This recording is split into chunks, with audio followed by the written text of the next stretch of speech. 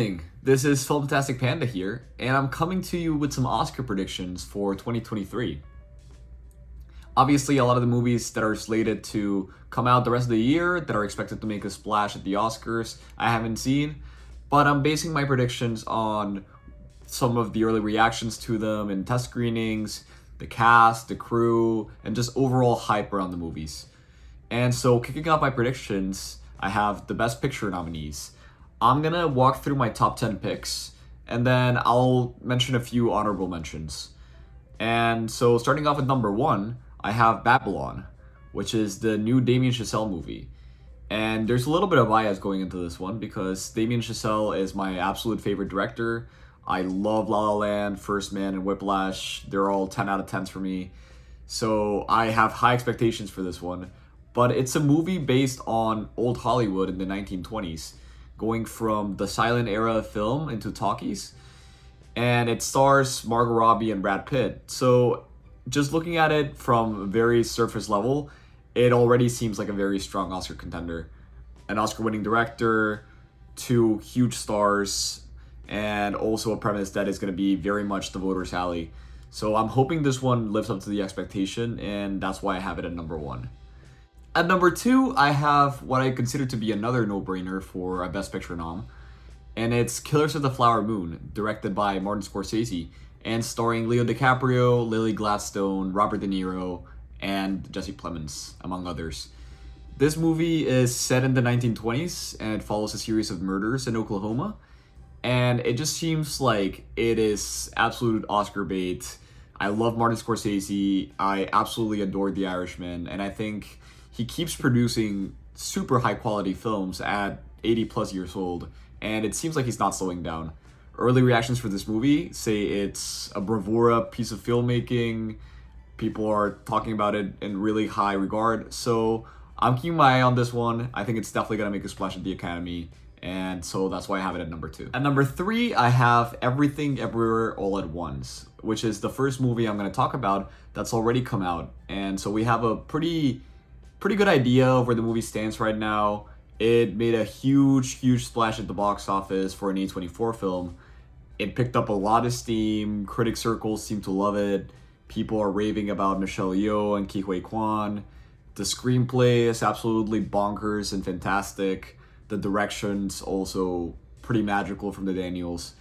And it just seems like it has all the right ingredients for getting the momentum to get nominated. It's not slowing down at all. People love the film. It has a high Letterboxd score and a high IMDb score. So I expect it to stay very close to the top of the race until the end of the Oscar season. And it might even win the big award. So definitely look out for Everything Everywhere. If you haven't seen it, please seek out for it. If you can see it still in a movie theater, that would be ideal. I know it's been forever since the movie came out, so maybe it's not available anymore. But it's an amazing movie, can't recommend it anymore, and it's my number 3. My number 4 pick is Bardo, and this is the newest Alejandro Gonzalez Iñárritu movie. In this one, Iñárritu is going back to Mexico to make a Spanish language film, and it's covering identity, it's covering culture, and it's covering the past and present realities of Mexico. So it's going to be a deeply personal film, I feel, for Iñárritu. Obviously, Iñárritu is a 2-time Best Director winner. He's a bit of an Oscar darling. His movies are always technically so impressive. And I think, thinking back to Roma for Alfonso Cuarón, this might be a kind of moment like Roma for him. If the movie lives up to the expectation and to his previous works, it's probably a no-brainer for a Best Picture nod. And as far as also studios go, Netflix is a massive studio, and this seems like their biggest and best shot to get a nomination or to get a win, based on Rustin potentially being delayed and White Noise being a little bit of an unknown quantity. So look out for Bardo. I'm definitely thinking this one is a strong contender. At number 5, I have Steven Spielberg's The Fabelmans, something that's probably on a lot of people's lists. And it's a semi-autobiographical movie about Spielberg's childhood. It seems like absolute Oscar bait, and it seems like a movie that audiences are going to love and critics are also probably going to love. So it's a strong bet. It's a strong bet for Best Picture nod. It stars Seth Rogen, Paul Dano, and Michelle Williams, among other people. And obviously Spielberg, every time he makes a movie that's meant to be considered by the Oscars, like Lincoln, like The Post, like West Side Story, it gets a nomination.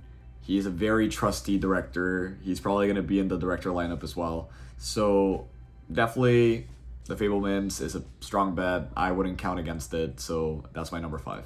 At number 6, I have Women Talking, which is the newest Sarah Polley film starring Frances McDormand, Rooney Mara, Jessie Buckley, and Claire Foy, among other people. And this is a film that's based on a novel. It's about a group of women that are getting together in an isolated religious colony to discuss a series of sexual assaults they underwent.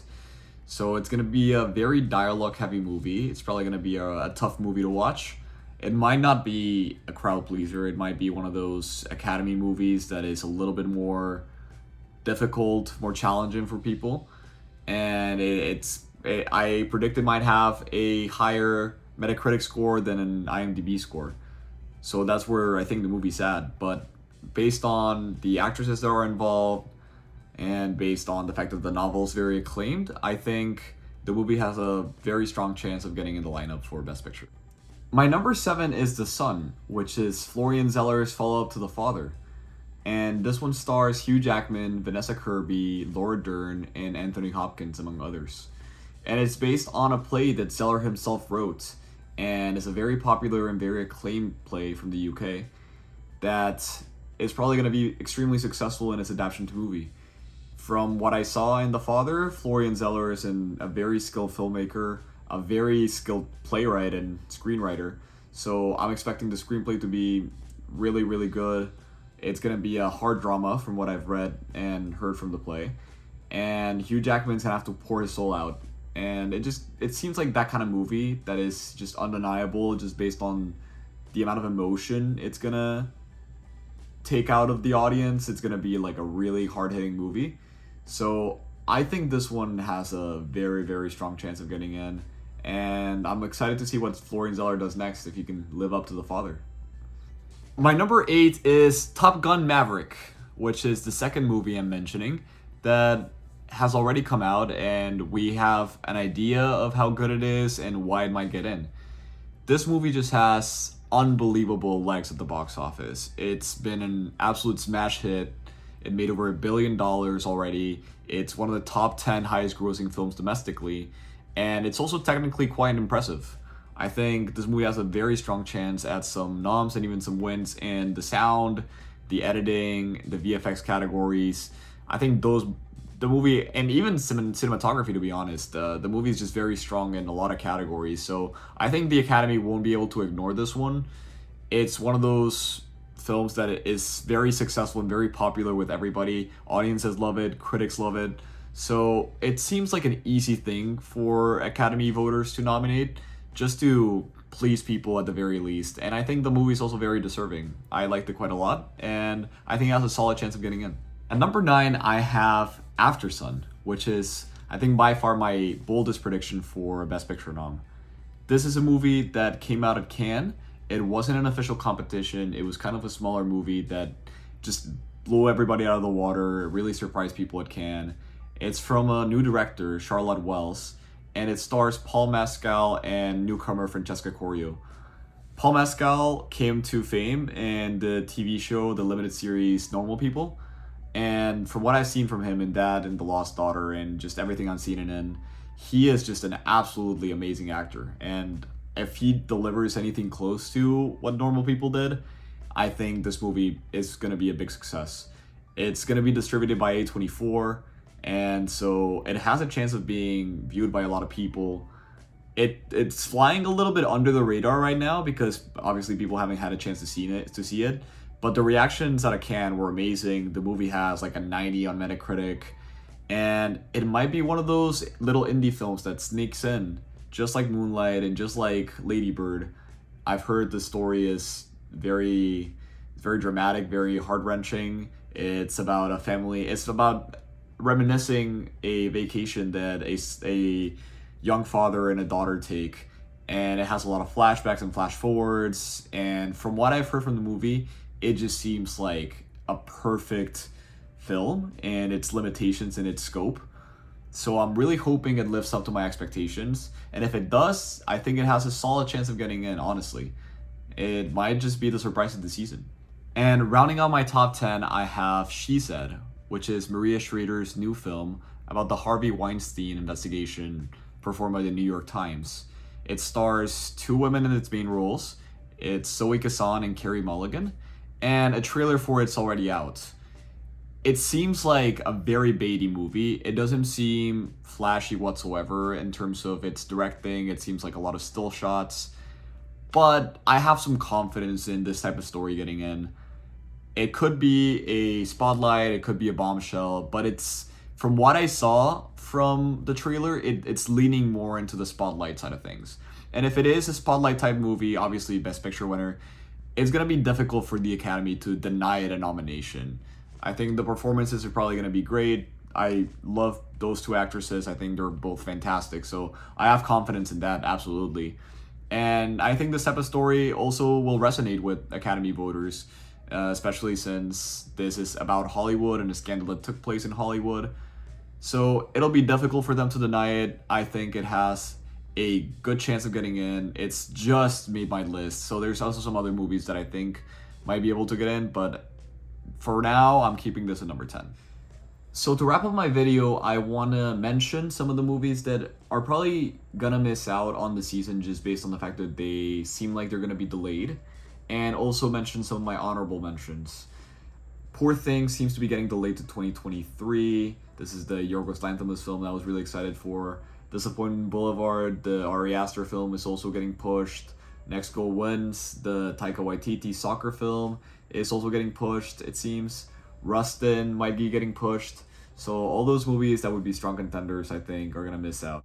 And just to shout out the movies that I think might have gotten in if it's not my top 10, there's Decision to Leave from Park Chan-wook. There's Triangle of Sadness from Ruben Östlund.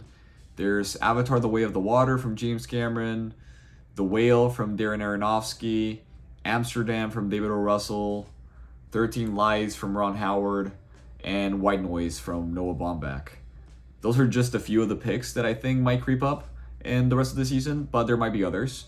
I'll just have to wait and see, and when I actually see those movies, I'll move my list around.